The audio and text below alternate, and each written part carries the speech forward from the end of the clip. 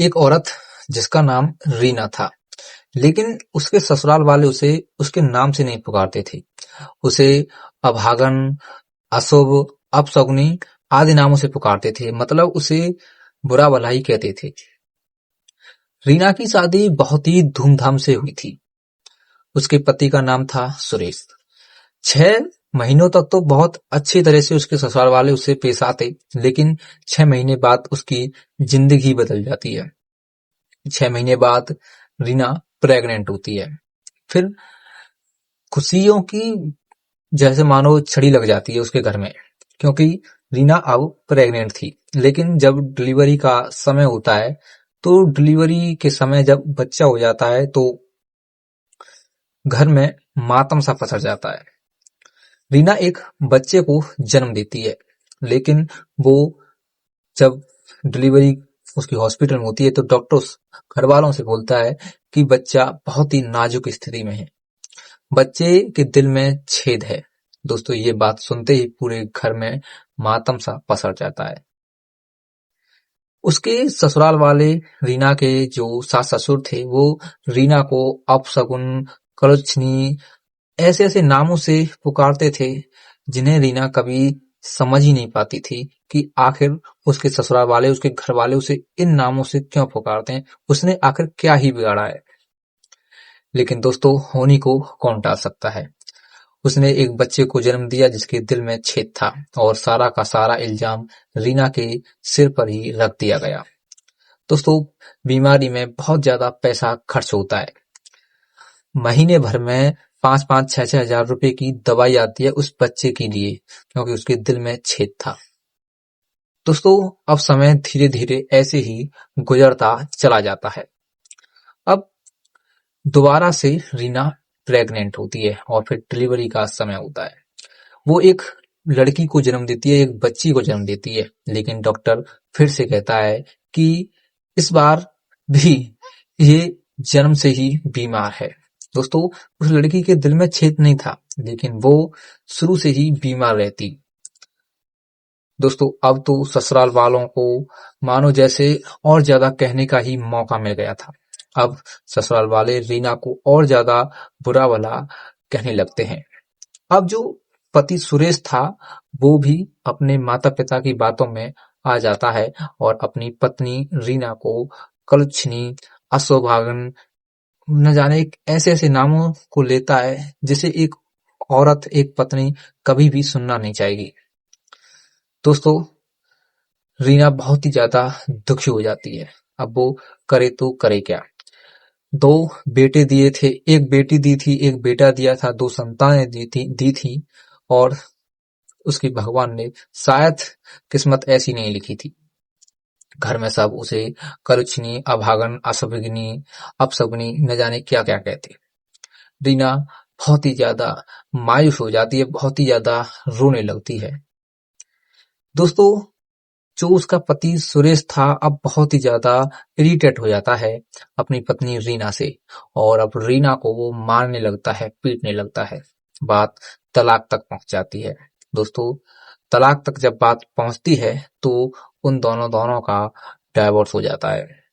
दोनों अब एक दूसरे से अलग रहने की, अलग होने की कगार पर पहुंच जाते हैं। दोस्तों, गाँव में डिवोर्स ऐसे नहीं होता है कागजों पर, डिवोर्स होता है। दोनों परिवार जो होते हैं, ससुराल वाले, दोनों एक दूसरे से जो भी दहेज में सामान दिया होता है उसे ले लेते हैं, और फिर ऐसा ही होता है। दोस्तों, इस तलाक से जो सबसे ज्यादा नाखुश थी और जो सबसे ज्यादा खुश था सुरेश, और जो नाखुश थी वो थी उसकी पत्नी रीना। रीना अपने पति के सामने हाथ पैर जोड़ती है, उससे कहती है कि मुझे माफ कर दो, मैंने क्या ही बिगाड़ा है, भगवान ने लिखा है वही मुझे मिल रहा है, मेरी इसमें कोई भी गलती नहीं है।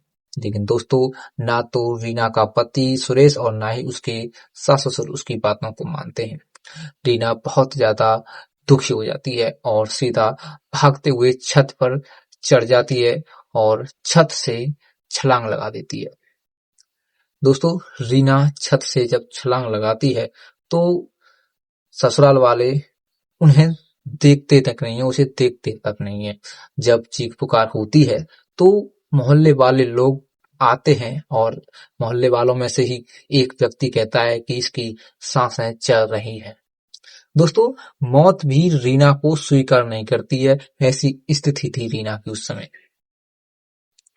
दोस्तों, समय गुजर जाता है, पता नहीं कौन उसका इलाज करवाता है, और 1 साल बाद रीना खुद को वृंदावन धाम में पाती है। मथुरा के यूपी के मथुरा जिले के वृंदावन शहर में पाती है, जहां प्रेम मंदिर, बांके बिहारी मंदिर, अटला चुंगी और बांके बिहारी मंदिर, रमण रीति न जाने इतने शहर, इतने नाम हैं भगवान श्री कृष्ण की स्मृति के लिए, जहां हर एक बंदा जाना चाहता है। वहीं पर रीना अपने आप को पाती है। दोस्तों, प्रेमानंद महाराज जी जो कि वृंदावन से हैं, वो उन्हीं के शहर में खुद को पाती है।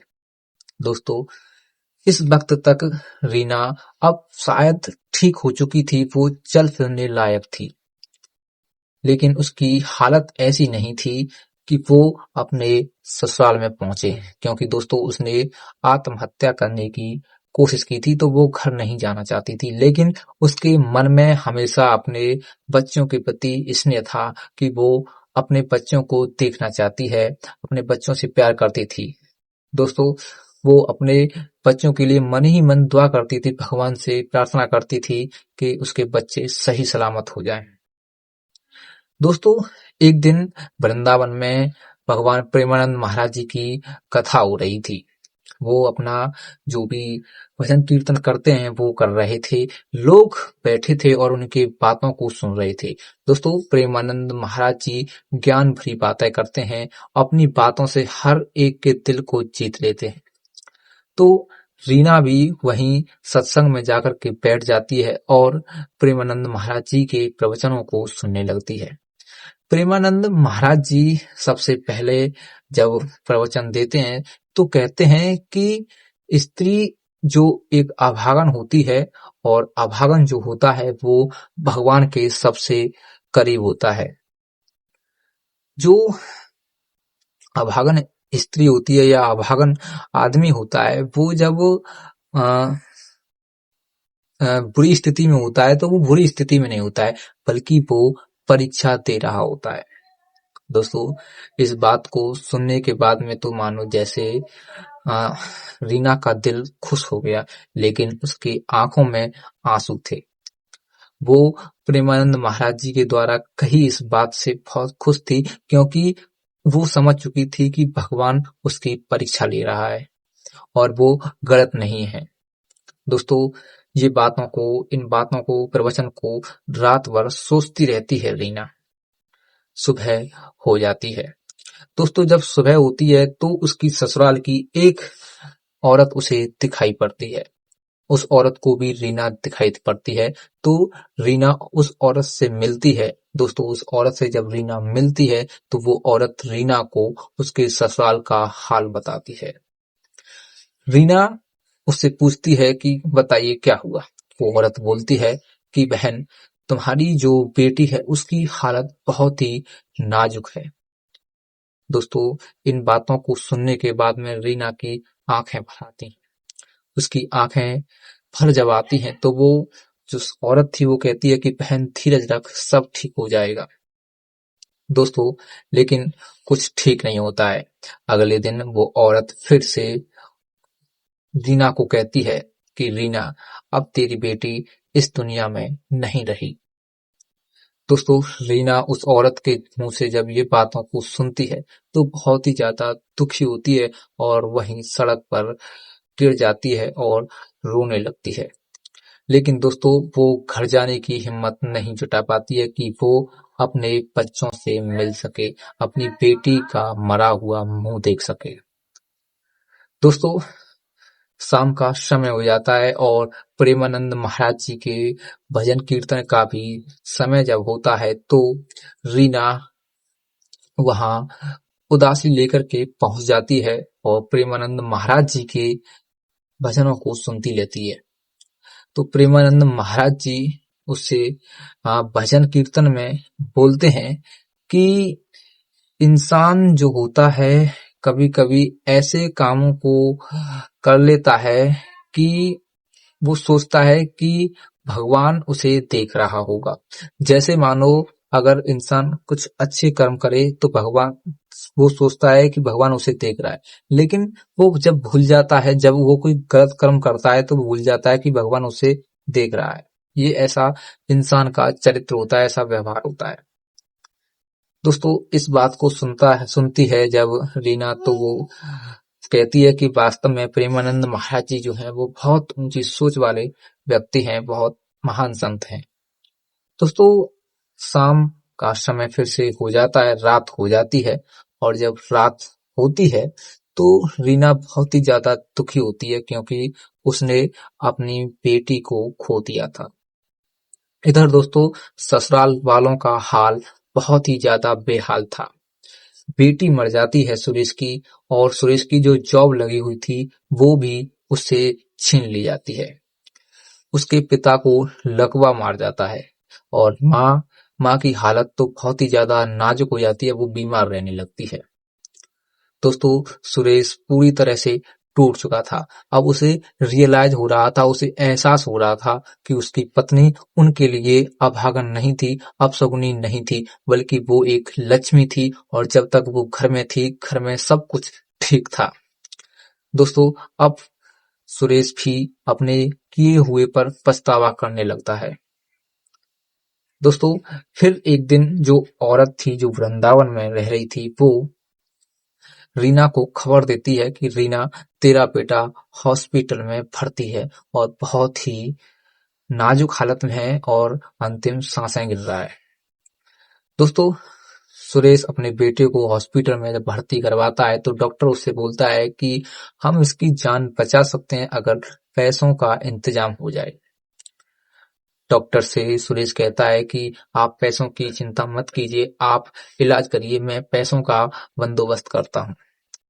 दोस्तों, सुरेश बंदोबस्त करता है, लेकिन बहुत देर हो चुकी होती है, और उसका बेटा भी अब भगवान को प्यारा हो जाता है। सुरेश बहुत ही ज्यादा रोने लगता है। वो औरत रीना को फिर खबर देती है कि रीना, अब तुम्हारा बेटा भी इस दुनिया में नहीं रहा। दोस्तों, रीना पूरी तरह से अंदर से टूट जाती है। उसकी आंखों से आंसू रुकने का नाम नहीं लेते हैं। वो बहुत जोर से चीख कर, चिल्ला करके रोने लगती है। प्रेमानंद महाराज जी के आश्रम तक आवाज जाती है, क्योंकि वो आश्रम के बाहर ही रो रही थी। दोस्तों, वो औरत भी रोने लगती है, उसकी भी आंखों से आंसू आ जाते हैं रीना की आंखों के आंसुओं को देख करके।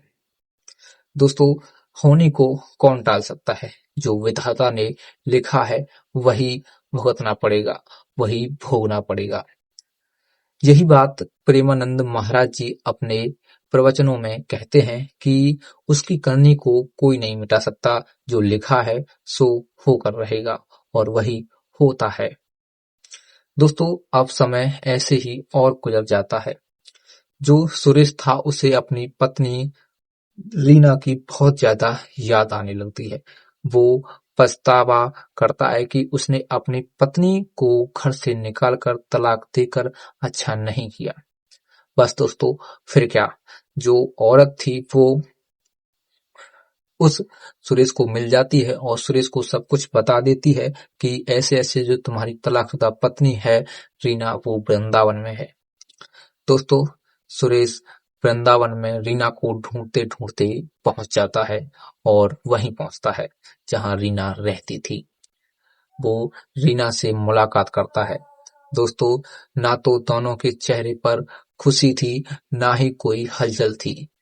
दोनों के दिल में एक उदासी थी। सुरेश आंखों में आंखें नहीं मिला पाता है, और सुरेश अपनी पत्नी के पैरों में गिर जाता है, उससे माफी मांगने लगता है। सुरेश रीना से कहता है कि रीना, मुझे माफ कर दो, अब हमारे बच्चे हमारे बीच नहीं रहे हैं। रीना सुरेश से कहती है कि मैं जानती हूँ भगवान ने हमसे हमारे दोनों फूल छीन लिए, हमारे दोनों फूल मुरझा गए। सुरेश सुरेश की आंखों से आंसू आ जाते हैं। दोस्तों, दोनों एक दूसरे के गले से लग करके रोने लगते हैं। रीना कहती है कि सुरेश, मुझे माफ कर दो। मैं तो तुम्हारे लिए अभागन थी। मैं तुम्हारे वंश में एक फूल नहीं खिला सकी, एक अच्छा सा फूल नहीं दे सकी जो तुम्हारे वंश को चला सके। दोस्तों, सुरेश कहता है कि रीना, मुझे क्यों शर्मिंदा करती हो, मुझे माफ कर दो, मैं तुमसे माफी मांग रहा हूँ। तुम तुम जो है वो इसकी गुनहगार नहीं, भगवान ने जो लिखा है वही हमें भुगतना पड़ेगा, तुम्हारा इसमें कुछ भी कसूर नहीं है। दोस्तों, दोनों की आंखों में आंसू थे और आंसू आंखों में थे, लेकिन दिल के जो जज्बात थे वो होठों पर निकल रहे थे। दोनों एक दूसरे की जज्बातों को समझ रहे थे। दोस्तों, फिर सुरेश रीना से कहता है कि रीना, घर चलो, तुम्हारी उस घर में बहुत जरूरत है। रीना कहती है कि नहीं सुरेश, मैं घर में अब नहीं जा सकती, मैं तुम्हारे उस घर लायक नहीं हूँ। दोस्तों, सुरेश फिर पश्चाताप के आंसू लेकर के रीना से कहता है कि रीना, क्यों मुझे शर्मिंदा कर रही हो, तुम्हें पता भी नहीं है, जब से तुम घर से आई हो घर की स्थिति और ज्यादा बेकार हो गई है, बद से बदतर हो गई है। हमारे दोनों बच्चे हमसे बिछड़ गए, पिता को लकवा हो गया है और माता दिन रात बीमार रहती हैं। जब से तुम आई हो हमारे तो घर में न जाने शनिचर सा फैल गया है। दोस्तों, इसके बाद में तो रीना कहती है कि मैं तो आपके लिए अशुभ थी, अभागन थी, अपशगुनी थी, अब क्या हुआ। दोस्तों, सुरेश जो था वो आंखों को नीचे कर लेता है और कहता है कि तुम चलो घर बस। रीना कहती है कि नहीं, मैं घर नहीं जा सकती, अगर मैं घर जाऊंगी तो तुम और तुम्हारी माँ बाप फिर से मेरे साथ में बुरा व्यवहार करेंगे। दोस्तों, सुरेश उसके पैरों में पड़ जाता है, उससे माफी मांगता है कि चलो रीना, चलो रीना, चलो रीना। दोस्तों, रीना अपने तलाकशुदा पति के आंखों में आंसू देख करके उसका दिल पिघल जाता है और वो सुरेश के साथ आने के लिए राजी हो जाती है। दोस्तों, रीना अब अपने ससुराल में आ जाती है। दोस्तों, ससुराल में जैसे ही आती है तो उसके ससुर जो लकवा में थे और उसकी सास जो बीमार थी, उन्हें बहुत ज्यादा दुख होता है और वो विलाप करने लगते हैं अपनी बहू के लिए। वो बहू से माफी मांगते हैं कि बहू मुझे माफ कर दो, हमें माफ कर दो। दोस्तों, बहू रीना अपने सास ससुर को माफ कर देती है और दोस्तों 2 महीने ही गुजरते हैं कि 2 महीने गुजरने के बाद में रीना का ससुर लकवा से ठीक हो जाता है और उसकी सास भी सही हो जाती है। दोस्तों, अब सब अच्छे से हंसी खुशी से रहने लगते हैं। जो रीना के सास ससुर थे वो उसे अब अभागन नहीं बल्कि घर की लक्ष्मी कहना शुरू कर देते हैं। दोस्तों, फिर उनके घर में फिर एक नन्हा सा प्यारा सा फूल जन्म लेता है, एक बच्चा, एक लड़का पैदा होता है। दोस्तों, ये थी कहानी रीना की और सुरेश की। कैसी लगी ये कहानी, कमेंट बॉक्स में अपनी कमेंट जरूर लिखें। दोस्तों, साथ ही आपसे पूछना चाहूंगा कि आपको प्रेमानंद महाराज जी के प्रवचन कैसे लगते हैं। मुझे तो दोस्तों प्रेमानंद महाराज जी इस दुनिया के सबसे अच्छे संत लगते हैं, क्योंकि उनकी बातों में जो दम है वो वास्तव में दम है और दुनिया हिलाने की बात रखते हैं। तो दोस्तों, अगर आप भी कभी वृंदावन आए तो प्रेमानंद महाराज जी के जरूर दर्शन कीजिएगा। मिलता हूं दोस्तों अगली ऐसी किसी सच्ची कहानी के साथ, तब तक के लिए जय हिंद, जय भारत। और इस कहानी के द्वारा मैं आप सभी से केवल यही कहना चाहूंगा दोस्तों, जो कोई भी हो किसी के लिए अभागन या अशुभ या अपशगुन नहीं करता है। दोस्तों, कुछ भी ऐसा नहीं होता है, केवल दिल का मन का वहम होता है। तो किसी की बातों में आकर के किसी को बुरा भला ना कहें। तो दोस्तों, मिलता हूँ अगली ऐसी कहानी के साथ, तब तक के लिए जय हिंद, जय भारत।